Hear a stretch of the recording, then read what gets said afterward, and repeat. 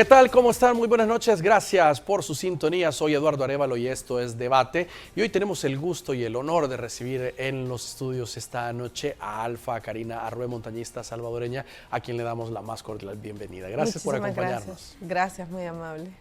Vamos a hablar de la proeza lograda, Alfa Karina, pero antes hablar el nombre. Alfa Karina, ¿qué significa? Tiene un significado, según estaba escuchando. Sí, bueno, es el nombre de la estrella más brillante de la Vía Láctea. Ustedes pueden buscarlo ahí en internet, ponen Alfa Carina y es de la constelación Carina que atraviesa toda la Vía Láctea, entonces es la estrella más brillante. Y la estrella que más ha llegado en alto, el nombre del Salvador a través del Everest. A ver, Alfa Karina, ¿cuántos años practicando este deporte? 2013 me federé y ya inicié como montañista y 2015, 2014, 2015 ya me inicié en alta montaña y al iniciarme en alta montaña a los pocos meses fue que inicié con el proyecto de Everest. Ahora, en El Salvador, por ejemplo, ¿cómo se inicia? ¿A dónde van? ¿A Santa Ana, Izalco? ¿O cuál es como la preparación de alguien que no tiene ningún tipo de conocimiento y dice, ok, yo quiero comenzar con este deporte? Bueno, aquí tenemos la ventaja que todo el país está lleno de montañas, ¿verdad? Sí. Entonces tenemos maravillosas montañas y volcanes en todo el país. Hay muchísimos grupos de caminatas, muchísimos grupos de senderismo, también está la Federación de Montañismo, entonces se puede iniciar en cualquiera de nuestras montañas o volcanes. Eso se conoce como media montaña dentro del deporte, que son montañas que van entre los 1000 metros hasta los 4000. Ya arriba de los 4000, montañas de 5000 metros y más se conoce como alta montaña. En nuestra región centroamericana no tenemos, la más alta está en Guatemala, que es 4000 metros sobre el nivel del mar. Entonces ya para practicar alta montaña sí ya es un poco más complicado porque, por ejemplo, me tocaba ir a México, me tocaba ir a Sudamérica, hacer todo este tipo de entreno ya de altura, entrenos técnicos, pero, por ejemplo, el entreno de resistencia sí perfectamente lo he podido realizar aquí en El Salvador, en Guatemala, en varios países centroamericanos. Ahora, de estar escalando montañas, por ejemplo, en Guatemala, en México, en Centroamérica, ¿cómo nace la idea de decir, bueno, vamos por el Monte Everest? Es que pues ya había hecho muchos de los retos de la región y era como, ¿y ahora qué más, verdad? Ya había hecho casi todas las montañas posibles, ¿verdad? Y me dijeron, métete a alta montaña, sos muy buena en eso, sos muy fuerte. Entonces me empecé a preparar porque es otra preparación totalmente, otro tipo de equipo, todo es sumamente diferente. Ya se vuelve un deporte de alto riesgo, ya se vuelve un deporte donde sí puedes perder la vida. Entonces fui a México a mi primera expedición de alta montaña y fue maravillosísimo para mí, ¿verdad? Por primera vez sentía la falta de oxígeno, por primera vez mi cuerpo estaba a esa altura, sentía lo pesado, ¿verdad? Y todo me costó muchísimo, recuerdo llegar a la cumbre, pero cuando llegué a la cumbre fue como, quiero esto para mi vida, ¿verdad? Quiero hacer esto. Entonces empecé a investigar más, empecé a entrenar más. Ahora, ¿cómo puedo hacer para escalar más alto? ¿Cómo puedo hacer para hacer rutas más difíciles? Porque en México es como los primeros pininos, ¿verdad? De alta montaña, pero es un ambiente todavía un poco seguro y es un ambiente no tan técnico, ¿verdad? En cambio, ya en Sudamérica uno ya encuentra montañas mucho más técnicas donde ya están estas paredes de hielo, ya están las grietas. Eso iba a decir, no es lo mismo hacer una práctica con vegetación, con un clima agradable, sí, a ya prepararse para enfrentar lo que significa el Everest. Claro, claro. Entonces, dentro de todo que yo empecé a investigar y a prepararme en alta montaña, pues pregunto, ¿verdad? Y digo, ¿y cuántos salvadoreños han ido al Everest, verdad? ¿Cuántas expediciones han ido al Himalaya? Y me doy cuenta que nadie, ¿verdad? Me dicen, no, nunca nadie ha podido. O sea, obviamente sí, todos mis amigos montañistas de décadas anteriores lo han soñado, es el sueño de todo montañista. pero no se había dado la oportunidad, no se había dado el camino. Y yo les digo, bueno, hagámoslo, ¿verdad? Hay que hacerlo. Y todos eran como que no vas a conseguir los fondos, es muy difícil, no se puede. Y como para mí era como increíble que El Salvador todavía no tuviera eso. Ya habían pasado más de 50 años desde la primera vez que se había hecho cumbre en el Everest por primera vez. Y muchos países para eso es algo muy importante. Mandan a sus delegaciones nacionales cada año, preparan a personas para que, incluso por ejemplo, países como India, ellos para que sus fuerzas especiales de la Armada se gradúen, o sea, un grupo muy selecto, los envían al Everest. Entonces, sí, hay muchas naciones que llevan hasta una competencia, ¿verdad? De cuántas delegaciones mandan. Y bueno, la cuestión es que yo dije, no, ¿cómo es posible que El Salvador no esté en esa lista tan privilegiada, verdad? Y al ver que nadie quería, yo dije, bueno, pues yo lo voy a hacer. Se me ocurrió y dije, yo voy a hacer. Y empecé hace 7 años a tocar puertas, empecé a entrenar. ¿Hace 7 años? Hace 7 años, sí. Wow. Porque obviamente tampoco es de decir me voy al Everest, sí, ¿verdad? Claro. El fin de semana, ¿qué vas a hacer? O incluso, o sea, un año tampoco es suficiente, sí, ni 2, porque son condiciones tan extremas y el cuerpo sufre tantos cambios químicos, físicos, que el cuerpo tiene que saber adaptarse. Tenemos que generar esa memoria muscular. En cuestión de resistencia, como yo toda mi vida hice deportes, entonces se me facilitó. Tengo mucha resistencia física, pero en cuestión de adaptación a la altura, ahí sí, tenía por ejemplo, yo mis primeras expediciones a alta montaña, yo regresaba, por Dios, con 15 libras menos, 20 libras menos. En el 2017, cuando hice Aconcagua, quedé atrapada 3 días y 3 noches por una tormenta. Y en esas 3 noches quedé atrapada arriba de los 6.000 metros sobre el nivel del mar, perdí 30 libras de peso. Wow. Para que tengan idea lo drástico que es para el cuerpo, ¿verdad? Ahora no, ahora ya mi cuerpo ya está adaptado, ya sabe lo que pasa cuando vamos arriba de los 6.000 metros, arriba de los 5.000 metros, y ya es normal. O sea, yo ya no pierdo tanto músculo, ya no tengo ese daño tan drástico en mi cuerpo, pero eso lo he logrado con años de entrenamiento. O sea, para llegar a Everest me tomó 7 años de entrenamiento y por eso estoy acá completa, sin daños permanentes, gracias a esa adaptación y a esos entrenos. Ahora, no es mucha gente la que ha logrado subir el Everest tampoco a nivel mundial, o sea, no es una gran cantidad que digamos, sí, no, o sea, de países hay 100 por país, o sea, es una cantidad bien reducida en el mundo. Sí, nosotros hablábamos eso justo en esta expedición, y tratábamos de hacer la estadística y ni la calculadora nos alcanzaba, porque es como 0.000001 el porcentaje de la población mundial, que, o sea, realmente es un privilegio muy, muy grande. Y para Nepal, para la gente de Nepal también es una fiesta, claro, cuando un país nuevo hace cumbre. Para ellos es una fiesta, ellos lo publican en los periódicos, tienen un registro muy, muy formal, el gobierno, donde va poniendo los países que logran cumbre. Y, por ejemplo, a mí algo que me encantó, que me dijeron, porque para ellos Everest es una montaña sagrada. Claro. Se llama Sagarmatha en nepalí, que significa diosa creadora del universo. Entonces ellos me dicen, ahora tu país ya tiene la bendición de Sagarmatha. Entonces es una visión bien linda también desde la cultura, ¿verdad? Nepalí y la cultura tibetana del respeto y que le tienen a las montañas, ¿verdad?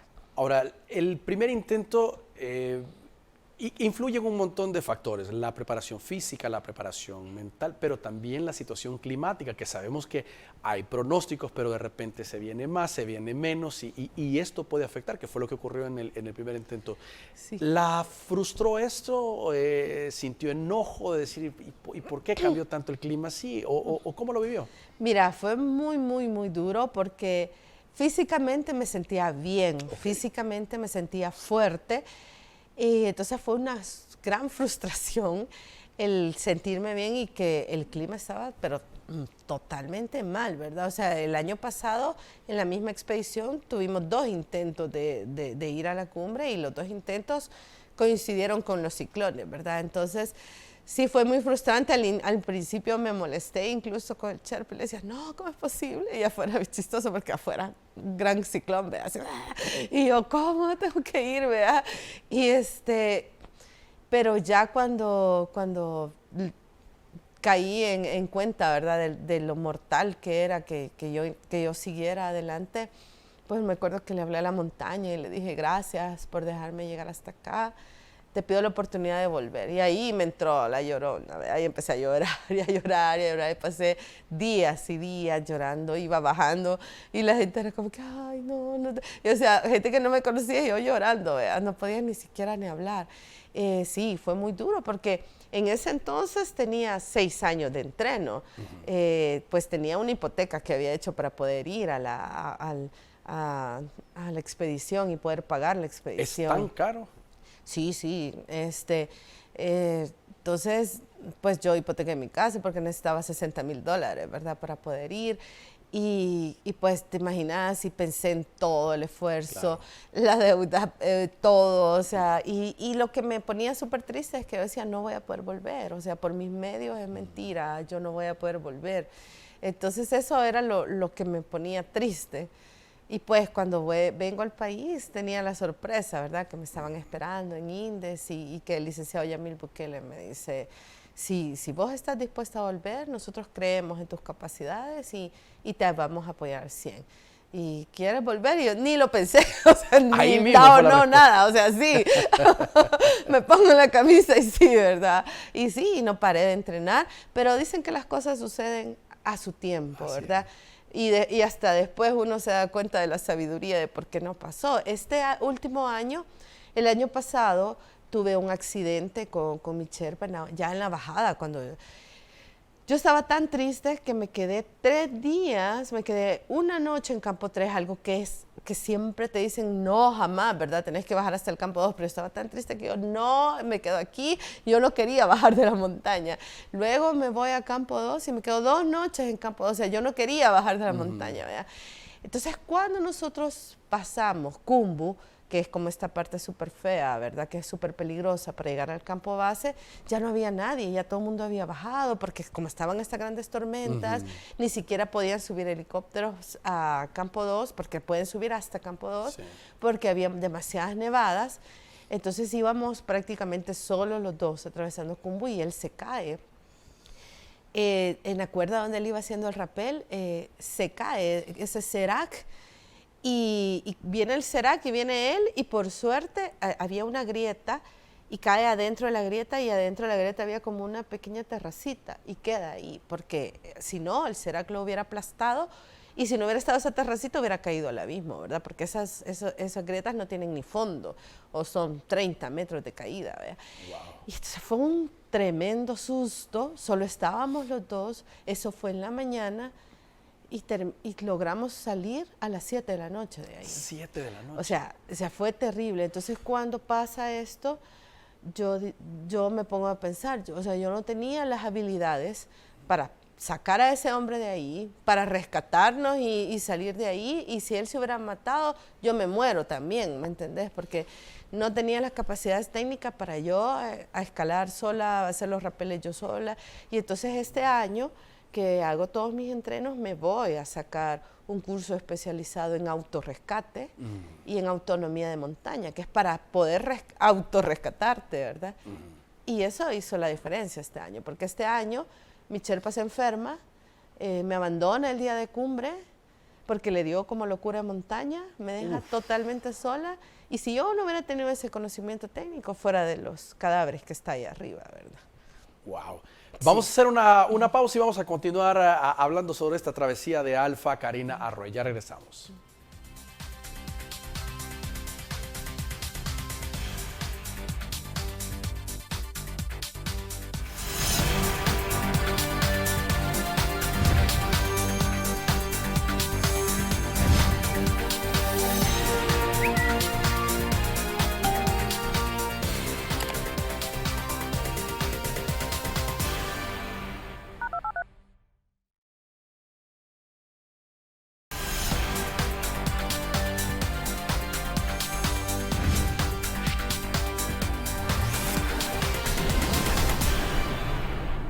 Gracias por continuar con nosotros. Estamos conversando esta noche con Alfa Karina Arroyo, montañista salvadoreña. Entonces, ¿qué es lo que ocurre? Llega el segundo intento ya en esta oportunidad y también hubo problema con el Sherpas.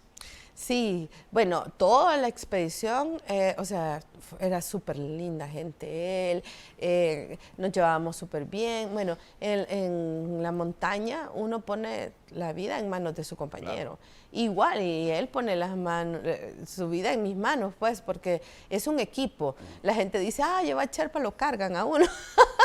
Lo jalan, no, o sea, es un equipo, entonces el Sherpa sirve obviamente porque ellos conocen cuál es el camino, por dónde ir, pero también para hacer estos cambios porque las cuerdas no son infinitas, ¿verdad? Entonces cada 100 metros, cada 200 metros uno tiene que estar cambiando las cuerdas, los puntos de seguridad, entonces hay paredes, hay inclinaciones demasiado elevadas, 60 grados de inclinación, 65 grados, y así hay que estar cambiando tu seguridad, estarte soltando, entonces ahí se necesita todo el apoyo.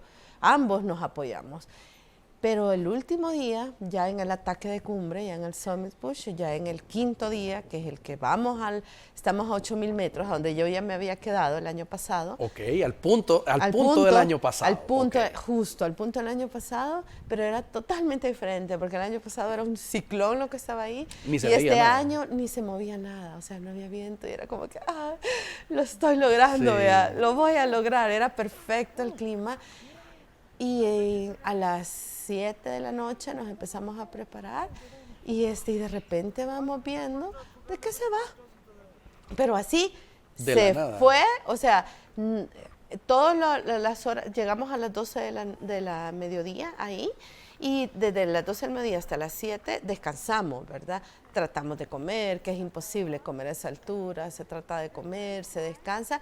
En todo ese tiempo él no habló, pero me imaginé que era porque estábamos descansando, pero no, era porque él ya no estaba bien.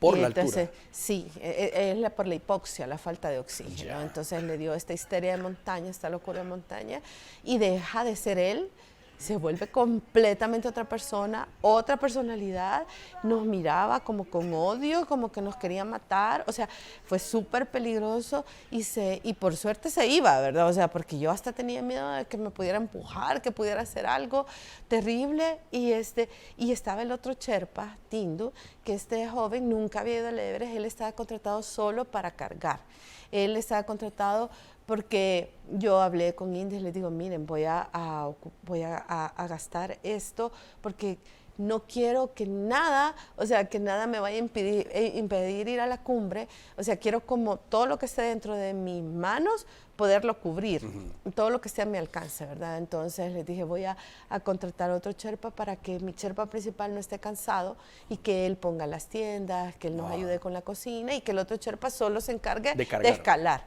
escalar conmigo. Y el otro tenía que cargar, pero él estaba contratado para eso. Él ni siquiera nunca había ido a la cumbre, era la primera vez ahí. Y vemos que nos deja solos y él me dice, ¿qué vamos a hacer? ¿Verdad? Y me dice, no se preocupe, yo voy con usted. Y entonces yo asumí que él sabía cosas. Y cuando íbamos en el camino, en la primer cambio de cuerda. ¿De aquí por dónde le decía? En la primer cambio de cuerda, mientras yo empiezo a hacer, me suelta de mi seguro y me deja totalmente sin el seguro. Y yo, no, ¿verdad? Yo decía, no, Tito, ¿verdad? Y rapidito puse y medio le expliqué, no sabía ocupar el Yumar, no sabía, porque ellos son bien empíricos. Entonces ellos lo hacen como son súper fuertes, realmente son súper fuertes. Nosotros necesitamos de puños mecánicos y también por seguridad, pues usamos un ATC. Ellos no, ellos se llama Sherpa Rappel, o sea, a pura fuerza de sus brazos.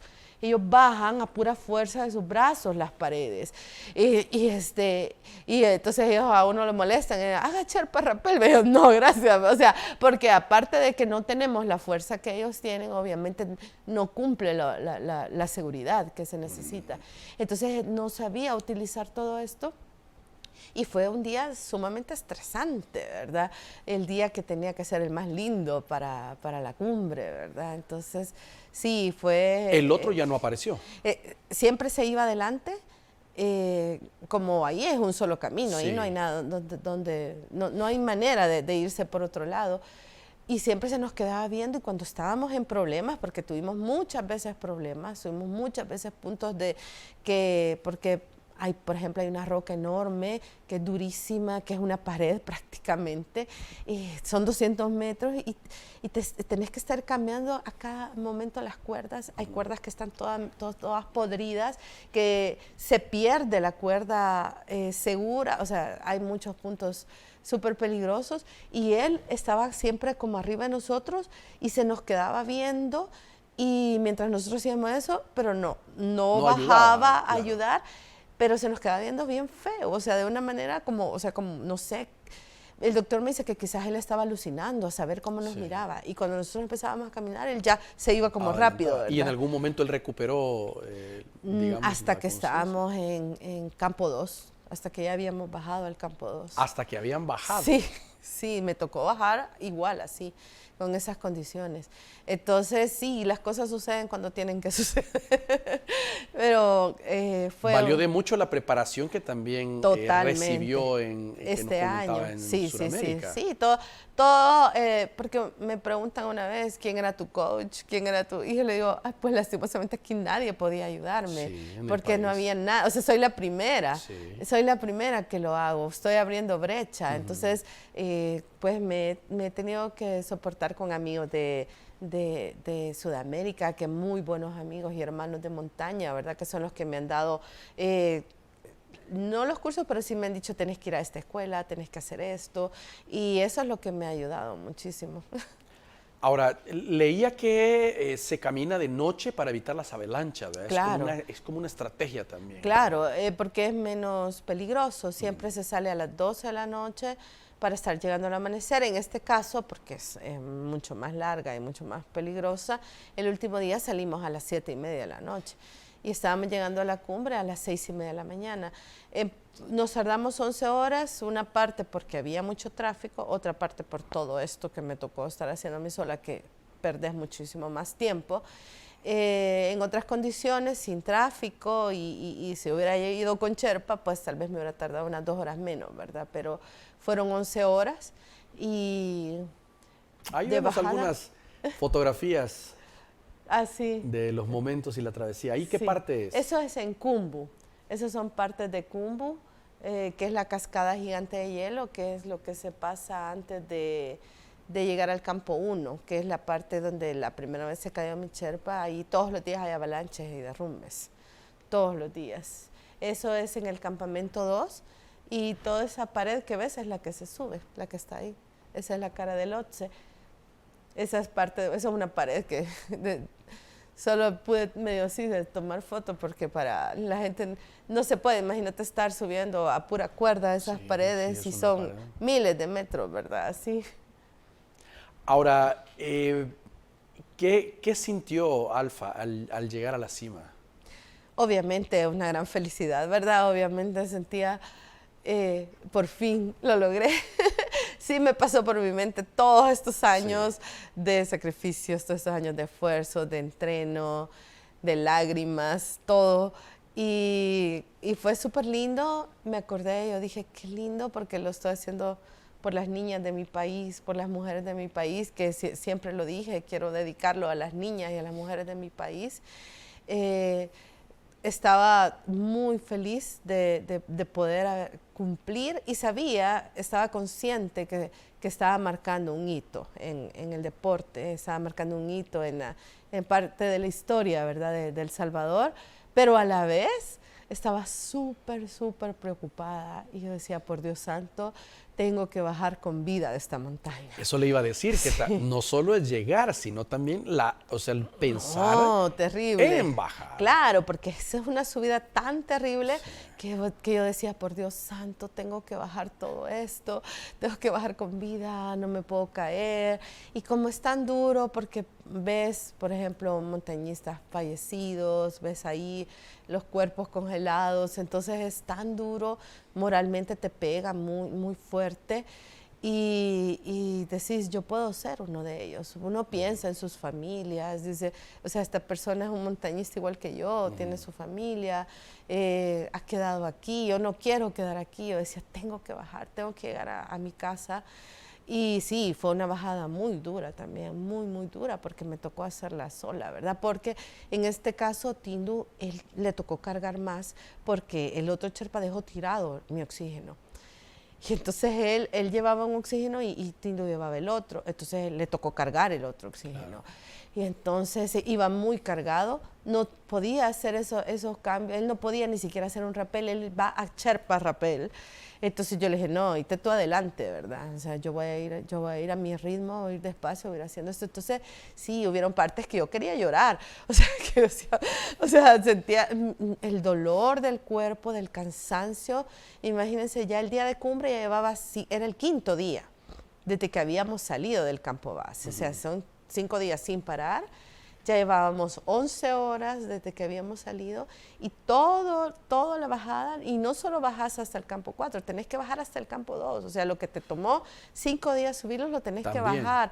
Sí, entonces, sí, fue muy duro, psicológicamente llegó un punto donde me iba a quebrar y yo decía, no, esto es una prueba que te ha puesto la vida, tú eres capaz, y me empecé a terapiar, ¿verdad? Yo solita y a darme ánimos, y porque me ardían ya los brazos, el cuerpo, ya el cansancio extremo, y entonces a sacar fuerzas de donde uno no se imagina que las tiene. Y empecé a terapiarme y yo dije, no puedes cometer ni un error, porque ahí un mínimo error es fatal, ¿verdad? Entonces, y seguí, y lo logré, ¿verdad? Por eso decía que lo físico tiene que ir definitivamente acompañado de la fuerza mental, porque si no es así, puede haber un error. Bueno, en alta montaña los montañistas lo sabemos, el 70% es mental. Y en alta montaña y en una montaña como Everest, el quebrarte significa la muerte. O sea, si vos te quebrás, si vos te rendís, o sea, es igual a la muerte, porque ahí no hay nadie, absolutamente nadie que te vaya a rescatar, no hay nadie que te pueda ayudar, aunque uno quiera, no puede.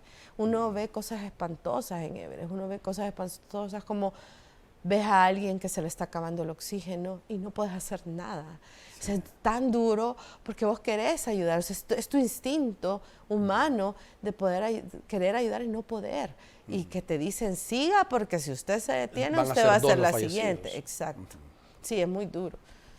¿El día que subieron ustedes, había otro grupo o solo eran ustedes los que No, éramos muchos, éramos alrededor de 100 personas los que estábamos haciendo, por eso había tráfico, pero ya yo ya lo sabía, yo ya sabía que yo iba a estar en tráfico, pero yo tenía que ir en la primera ventana en buen clima, porque si llegara a pasar algo y yo me atenía y esperaba otra ventana y pasaba lo mismo el año anterior, no me lo iba a perdonar, no me lo iba a perdonar. Entonces, por ejemplo, mi amiga Vanessa, con la que fuimos juntas, me dice, Alfa, yo voy a ir a la segunda ventana. Y le digo, no, Vanessa, no puedo esperar. Le digo, imagínate llega a pasar algo, no me lo puedo perdonar. Le digo, entonces yo sabía que íbamos a ir muchísimo porque todos teníamos ese pensamiento. Todos teníamos, o sea, va a haber buen clima y si en algún caso no había buen clima, no se cumplía, tenía la otra oportunidad de la siguiente ventana. Entonces, por eso lo hice ese día. Muy bien, tenemos que hacer una nueva pausa. Por favor, acompáñenos, ya regresamos.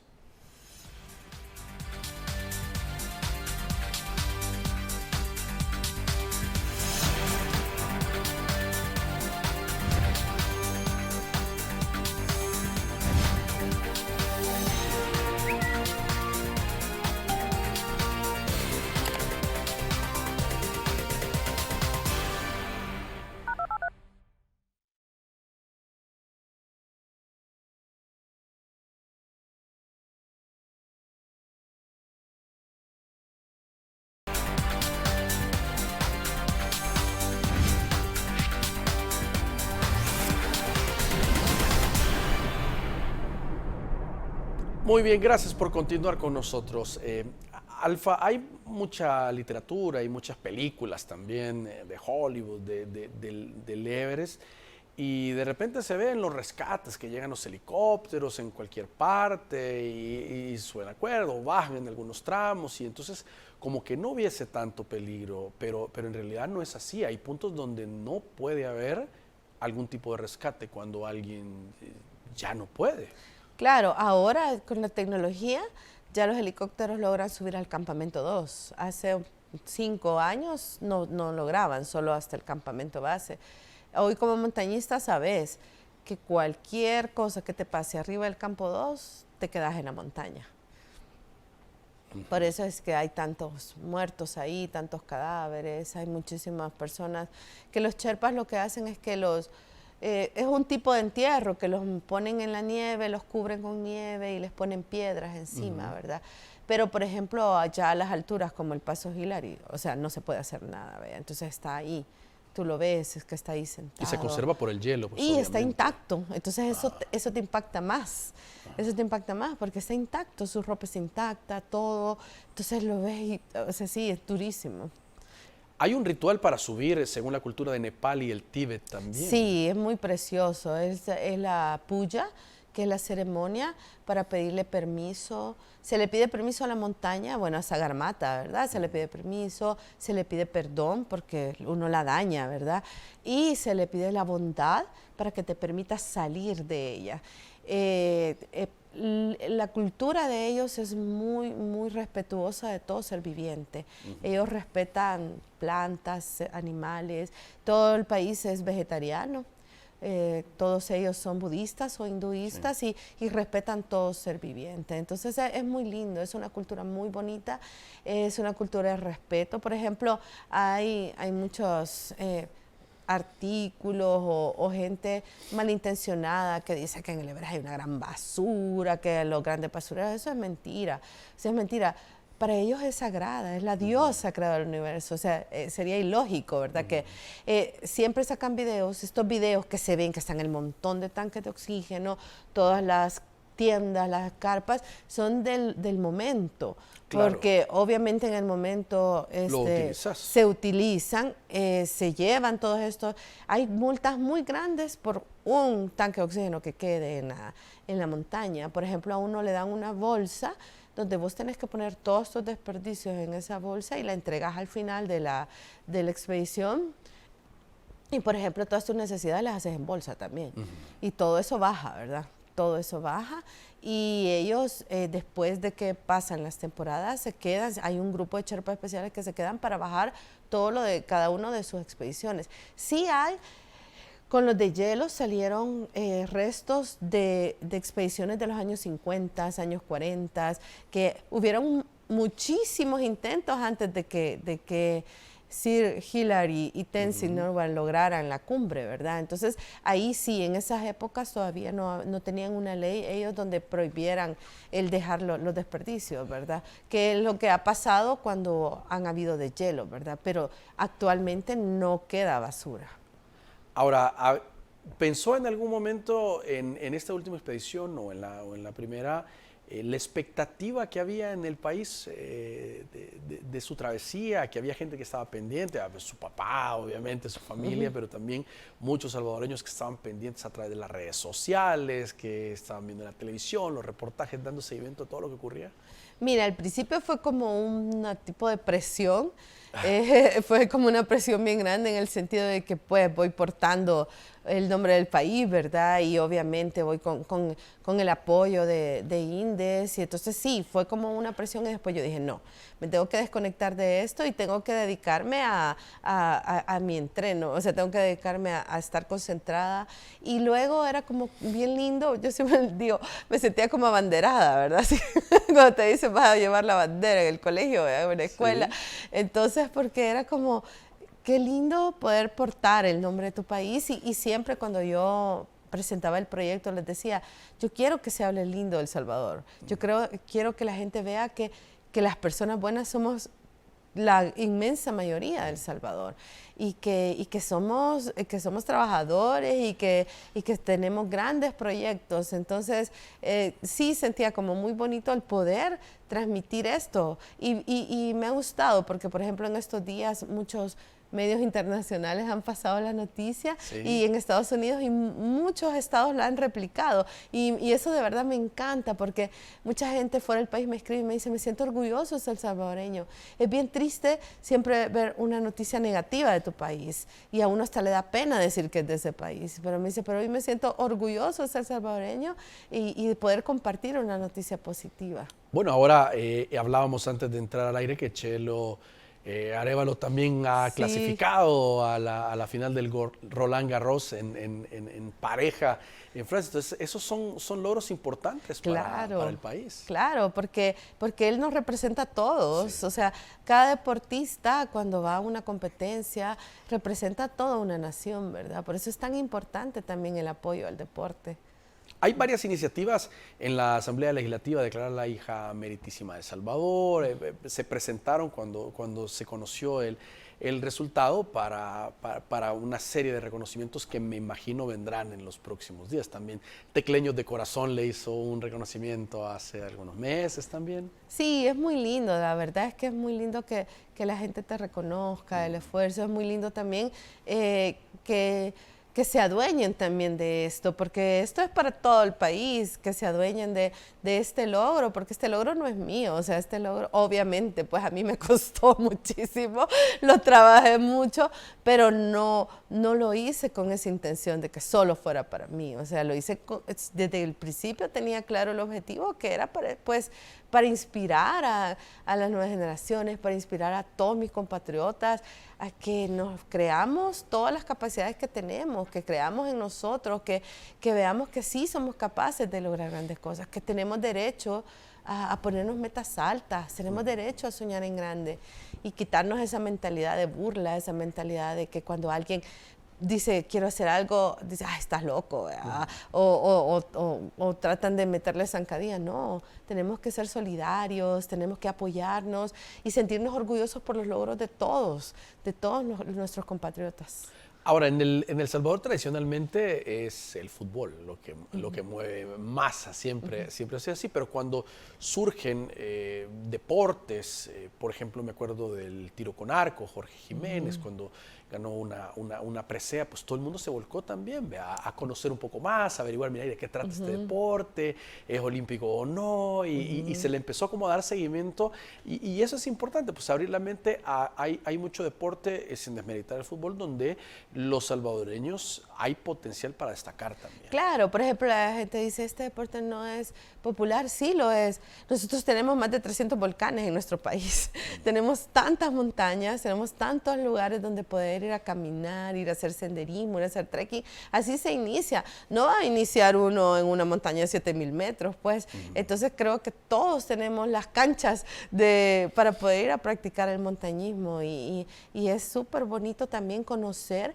los lugares tan hermosos que tiene El Salvador. El Salvador tiene lugares hermosísimos, tenemos montañas y bosques preciosísimos. Entonces, sí, yo siempre invito a que todo el que pueda vaya y suba una montaña, ¿verdad? Aparte también, todos tenemos un Everest que subir en nuestra vida. Todos tenemos una montaña que a veces pensamos que no lo vamos a superar, un obstáculo, un problema en cualquier aspecto de nuestra vida. Y creo que mi mensaje es que sí se puede, que luchen, que sean valientes, que tengan coraje. Y yo, tomada de la mano de Dios, creo que sentí que todo lo podía y tengo la certeza que las oraciones me ayudaron a cumplir todo eso. Entonces yo igual siempre le digo a la gente la perseverancia, la disciplina y la fe en Dios y la fe también en nuestras capacidades. Sí, porque alguien puede decir, no, pero es que el tiempo de preparación del Facarina, yo no tengo esa condición física, pero todos con la práctica se va adquiriendo. Exacto. Y en este deporte es muy común vos ver en los 8,000 gente de 50 años, de 60 años. Es súper común. Y es, incluso para hacer los 8,000, te dicen que las mejores edades son entre los 40 y los 50. ¿Por qué? Porque en este deporte necesitas mucha memoria muscular, necesitas mucha memoria celular de que tu cuerpo ya está acostumbrado a adaptarse a la altura. Entonces, entre más años vos tenés yendo a la altura, tu cuerpo se adapta mucho mejor. Entonces es súper común en Everest. A mí me daba risa que decían, ay, esa señora, ya que se vaya a un asilo, y que no sé qué. No, o sea, quitarnos esa mentalidad también de salvadoreño de que si no tenés 20 ya no podés hacer cosas, claro. Y en este deporte es muy longevo. Este deporte vos lo podés practicar. Bueno, está el caso de Carlos Soria, que es un español, que él tiene 84 años y está subiendo los 14 8,000, solo le faltan 2. Y él quiere tener el récord de ser el más longevo en haber subido los 14 8,000. Ahora, todo es la mentalidad y la preparación física. Exacto, ¿verdad? exacto. Y entre más montañas subís, el cuerpo se va adaptando mejor. Muy bien.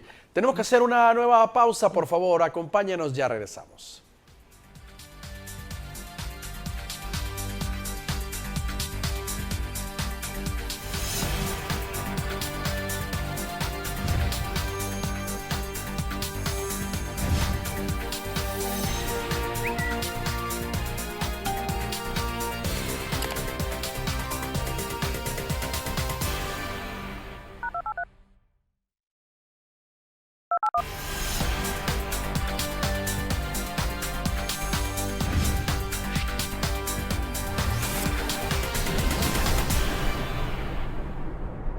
Muy bien, gracias por continuar con nosotros.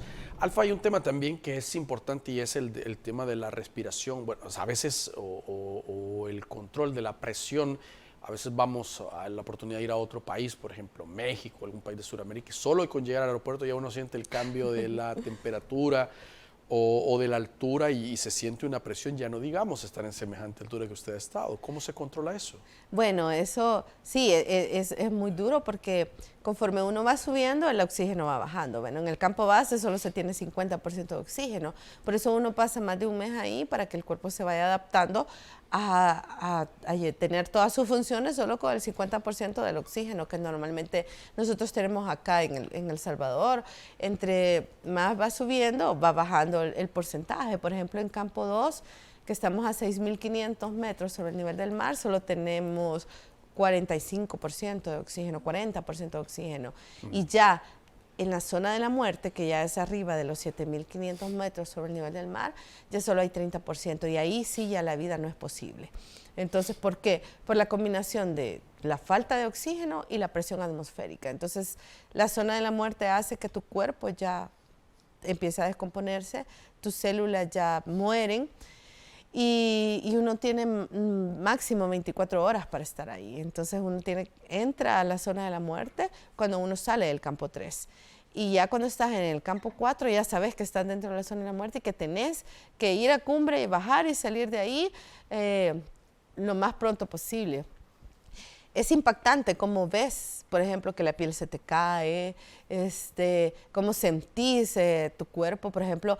Todo te duele, absolutamente todo, todo te duele, sentís la presión y vas luchando contra eso y vas luchando contra eso y tenés que escalar, tenés que cargar todas tus cosas. Y entonces sí, es una adaptación muy fuerte que el cuerpo tiene que tener.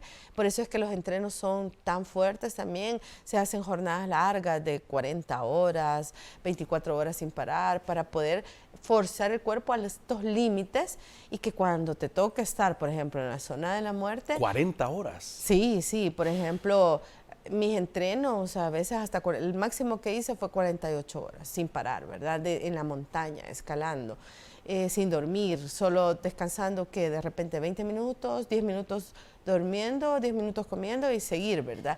Entonces, ¿por qué? Porque tenés que hacer que tu cuerpo tenga esta resistencia y llegue al máximo de sus límites para poder soportar y no desfallecer, no morir. Por ejemplo, cuando la gente muere bajando del Everest, muere por dos razones principales. Una, de agotamiento, y la otra porque se le acaba el oxígeno, ¿verdad? Entonces, morir de agotamiento significa que tu cuerpo no logró soportar tanto estrés, no logró soportar tanto cansancio. Entonces, yo no me quiero morir de agotamiento, ¿verdad? O sea, entonces, es literalmente que se van quedando como ya sin energías sí, y bueno, fallecen. el día de cumbre yo gasté 16.000 calorías. O sea, eso fue lo que el reloj me marcó. ¿Por qué? En un día en Everest puedes gastar 10.000 calorías, lo menos que gastas son 5.000 calorías. ¿Por qué? Porque el cuerpo está sobrellevando todos tus sistemas, está luchando porque todos tus sistemas sigan trabajando con poco oxígeno. Entonces es como, no sé, me imagino ponerle al carro, al motor del carro una gasolina que no tiene calidad, ¿verdad? Entonces el motor se esfuerza más, ¿verdad? Entonces igual, gastas demasiadas calorías, entonces ya no hay de dónde. Entonces tu cuerpo empieza a comerse el músculo, sí. Por eso es que bajas tanto de peso y entonces se hacen estos entrenos tan extremos para poder aguantar aguantar estas jornadas. ¿El proceso de recuperación es inmediato al bajar? ¿Pasa un buen tiempo? ¿Hay que hacerse chequeos de salud para ver la condición? Mira, después de haber estado en la zona de la muerte, sí es un poco prolongado, de varias semanas, pero, por ejemplo, lo mínimo, digamos, vos tenés una herida, normalmente tenés bastantes heridas en las manos, pues por todo lo que haces. Estas no se te curan, jamás cuando estás ahí por la falta de oxígeno. Inmediatamente bajás a Katmandú, que ya hay oxígeno, porque Katmandú está casi como a 1.400 metros sobre el nivel del mar, ahí sí hay oxígeno. A los 3 días ya estás como si nada, ya toda tu piel se ha curado.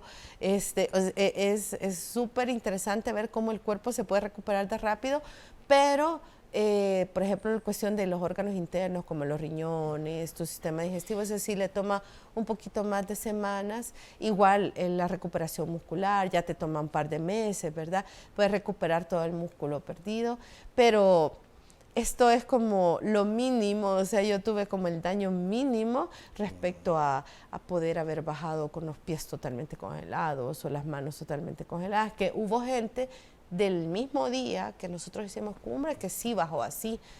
¿Y cuál fue la gran diferencia conmigo? Que no me pasó nada de esto. La gran diferencia fue la adaptación que tiene el cuerpo.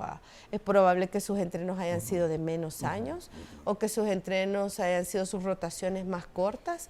Entonces eso hace una gran diferencia en la montaña, de cómo bajas. ¿Eso puede marcar la diferencia? Sí, marca totalmente la diferencia. Ahora, ¿qué sigue para Alfa Karina Arrué? Ya llegó al Everest. ¿Cuál es el próximo sueño? ¿O después subir nuevamente? ¿O qué? ¿Cuál es el sueño? ¿O formar una generación de montañistas en El Salvador? Bueno, ahorita todavía estoy procesando todo. Quiero pasar tiempo con mi familia. Obviamente también quiero transmitir todo esto. Sí, quiero ir a las escuelas, quiero ir a los colegios, quiero hacer todo, poder transmitir todo esto, invitar a todos los que quieran, no solo en el montañismo, sino que en cualquier deporte, ¿me entendés? En cualquier deporte que quieran desenvolverse, ¿verdad? Sí. Y hacerlo. Y de ahí, pues, con respecto a los ascensos, es lo maravilloso de este deporte, que nunca termina, ¿verdad? O sea, hay 14 montañas de 8.000 metros en el Himalaya, por ejemplo, hay montañas altísimas en cada continente, hay montañas muy técnicas, por ejemplo, en Sudamérica, que requieren muchísimo esfuerzo. Obviamente no va a haber ninguna más alta que Everest, claro. pero sí, hay mucho por hacer. Ahora, usted mencionaba en bloques anteriores que no había una referencia en el país, es decir, le voy a preguntar hoy sí ya hay, para alguien que quiera animarse, decir, y cómo es, y le interese. Claro, es muy triste ser, por ejemplo, en mi país, ser la primera y que nadie podía darme ayuda, nadie sabía qué hacer. Y es muy triste acercarte a otras personas de otros lugares que lo han hecho y que no te respondan, que te den información falsa, que no quieran compartir. Y yo decía, pero ¿por qué son egoístas? ¿Por qué se vuelven egoístas? Mira, hubieron cosas que si yo hubiera sabido antes, o sea, por ejemplo, para la primera vez, o sea, yo decía, ¿por qué no me dijeron eso? O sea, lo pregunté, sí. Lo hablamos, o sea, es bien triste. Y yo digo, no, o sea, yo feliz, yo comparto todo. Yo a todos mis amigos montañistas les cuento hasta el último detalle. Y para mí es una alegría poder compartir este conocimiento. Ahora, ¿hay una asociación de montañismo en El Salvador? Sí, la Federación Salvadoreña de Montañismo y Escalada. ¿Y qué le dijeron ellos cuando ha regresado? ¿Ha tenido la oportunidad de reunirse con ellos? Todavía no, pero sí, pues estoy en comunicación con ellos, obviamente, súper felices. El vicepresidente Rolando, que estuvo en la conferencia, él siempre creyó en mí, él siempre me decía, vos vas a hacer historia, me decía, vas a hacer historia en El Salvador, en nuestra federación. Y sí, es muy bonito, es muy lindo. Y pues, también es bonito que me dicen que desde el año pasado mucha gente se acercó a la federación y muchos niños también se acercaron para la escalada, y eso a mí me llena, ¿verdad? Me gusta mucho de que la federación se dio a conocer, porque hay gente que hasta dice que no es deporte. y pues que se dé a conocer este maravilloso deporte. Nosotros tenemos preciosidad de montañas para practicarlo y de volcanes. Y sobre todo que el mensaje no trasciende lo deportivo, ese esfuerzo, esas ganas de superarse, de hacerlo y poner en alto el nombre de El Salvador, manda un mensaje a toda nuestra juventud también. Sí, eso me encanta de este deporte, que siempre tiene muchas lecciones de vida, te da muchas lecciones de vida, te ayuda a ser una mejor persona, te ayuda a ser más agradecido, pero a la vez hay una similitud de la montaña con la vida. Sí. O sea, la vida es como la montaña. Siempre que uno quiera subir, siempre que uno quiera tener una meta, va a ser cuesta arriba. Siempre vas a haber obstáculos. Entre más alto quieras subir, va a ser más difícil. Y creo que poder transmitir eso también y poder transmitir el valor que tenemos como salvadoreños, el valor que tenemos, que los jóvenes, los niños, bueno, todos vean que sí se puede, que tenemos la capacidad, no decir, ay, es que el país es chiquito, es que no hay recursos, no. Sí, o sea, tenemos que quitarnos esa mentalidad y creer en nuestras capacidades. Los sueños sí se hacen realidad, pero cuesta. Hay que trabajar por ellos, hay que luchar por ellos y hay que tener perseverancia y se va a lograr. Muy bien. Gracias por compartir su testimonio de vida, este ejemplo del que hemos tratado de hablar, de los valores también incluidos, por supuesto, en el tema del deporte alfa. Gracias por acompañarnos esta noche. Gracias también por el espacio. Y gracias a ustedes por su sintonía. Que descansen su cita con nosotros el día de mañana. Les esperamos.